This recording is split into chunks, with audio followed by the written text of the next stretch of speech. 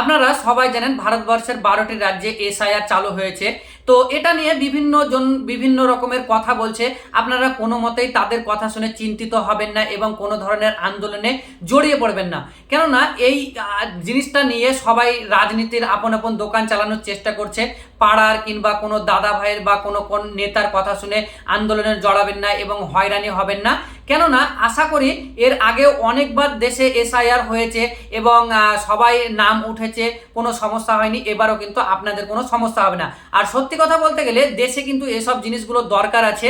কেননা আমাদের ভারতবর্ষে অনেক আজনবী ঢুকে বসে আছে, যে যাদের জন্য আমাদের দেশের অনেক ক্ষতি হচ্ছে। আর আরেকটা কথা হচ্ছে, সেটা হচ্ছে এগুলো যদি আপনি আন্দোলন করেন তবুও কিন্তু হবেই, কারণ এর আগে অনেকবার আন্দোলন করা হয়েছে, কেউ রুখতে পারেনি। যেহেতু এটা হবে, এই কাগজপাতিগুলো ঠিক করে রাখবেন। কেননা শুধু এসআইআর বলে না, কাগজপাতি নর্মালভাবেই ঠিক করা দরকার আছে।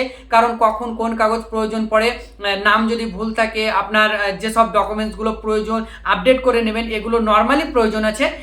সব মিলিয়ে একটাই কথা বলবো আপনাদেরকে, কারো কথা শুনে আপনি উত্তেজিত হবেন না এবং হয়রানি হবেন না।